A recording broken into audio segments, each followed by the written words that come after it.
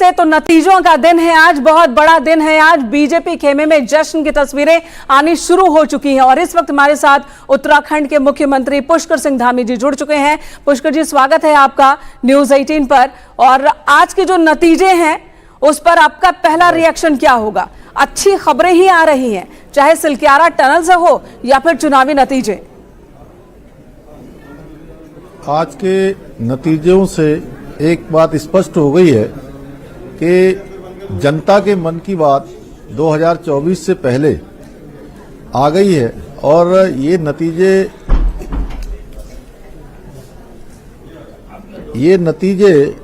जी इस बात का प्रमाण है कि 2024 में हमारे प्रधानमंत्री आदरणीय नरेंद्र मोदी जी के नेतृत्व में फिर से प्रचंड बहुमत की सरकार बनने जा रही है और ये नतीजे सुशासन की जीत है। ये नतीजे गरीब कल्याण जो योजना चली हैं, गरीब कल्याण के लिए जो काम हुआ है उनकी जीत है। और इन राज्यों की जनता ने, चाहे मध्य प्रदेश के अंदर जो सरकार पुनः रिपीट हुई है, ये सुशासन है, डबल इंजन है। और छत्तीसगढ़ और राजस्थान में कांग्रेस की विदाई होना, ये कहीं न कहीं सनातन के विरोध में, सनातन के विरोध की राजनीति को जनता ने बाहर किया है। इसके साथ साथ परिवारवाद की राजनीति को बाहर किया है और साथ ही साथ तुष्टीकरण करने वालों को भी करारा जवाब दिया है। जी बिल्कुल। ये तो बात हो गई इन तीन राज्यों की। तेलंगाना पर भी एक रिएक्शन आपका चाहूंगी। तेलंगाना में प्रदर्शन सुधरा है क्या? इससे भी और बेहतर उम्मीद थी? तेलंगाना में भी भारतीय जनता पार्टी का मत प्रतिशत बढ़ा है। बिल्कुल।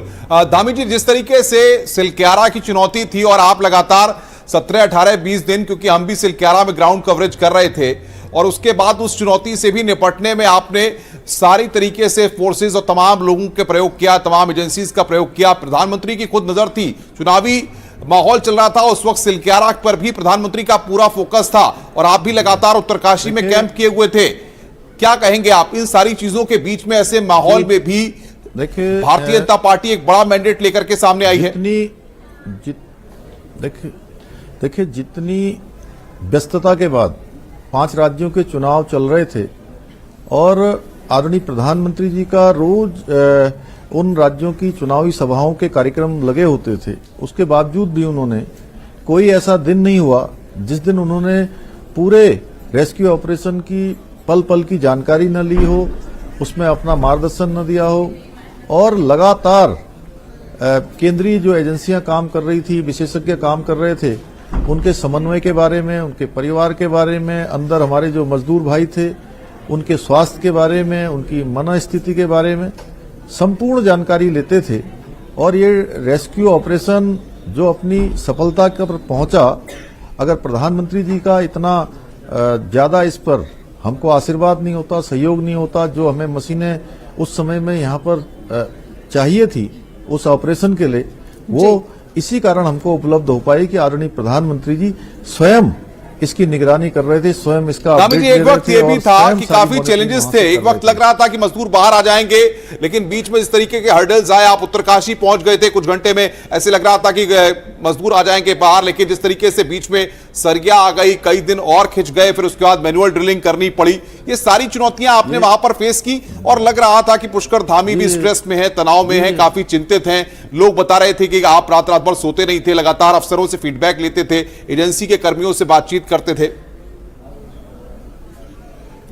ये एक बार नहीं, ये कई बार हुआ कि जब हमें लगा कि हम रेस्क्यू अभियान बिल्कुल अब पूरा करने वाले हैं, और ये ऐसे ही होता था कि जैसे पारा 100 पर है और 100 से शून्य पर आ जाता था।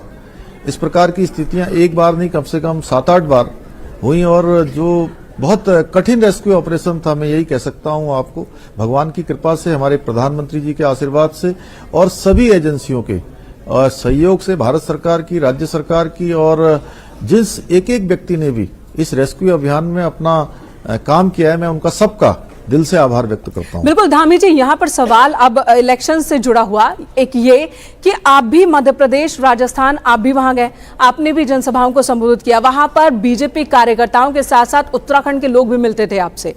क्या वहां पर इस तरह का आएगा रुझान, इस तरह के नतीजे आएंगे, आपने ये महसूस किया था?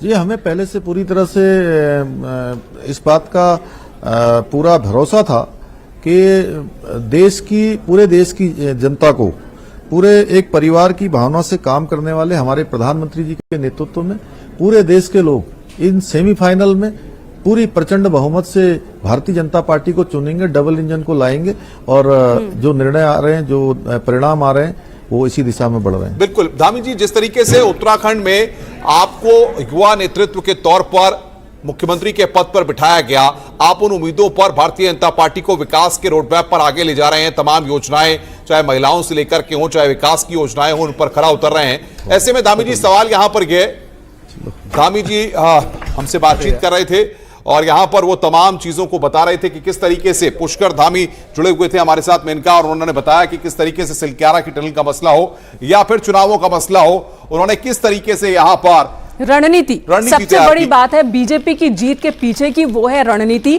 और इसकी चर्चा आज से नहीं हो रही है, बल्कि इसकी चर्चा तब से हो रही है जब से मोदी और अमित शाह की जोड़ी गुजरात में होती थी, और उसके बाद देश में जब से पीएम बने हैं नरेंद्र मोदी, तब से इस बात की चर्चा होती है कि अमित शाह और उनकी जो जोड़ी है वो रणनीति बनाने में माहिर है, और उस रणनीति का तोड़ विपक्ष के नेता, विपक्ष की पार्टियां नहीं निकाल पाती हैं। जो पिच तैयार करते हैं नरेंद्र मोदी, उसी पिच पर विपक्ष के लोग खेलने आते हैं, लेकिन जब तक विपक्षी दल खेलने आते हैं तब तक बाजी मार ले जाती है बीजेपी।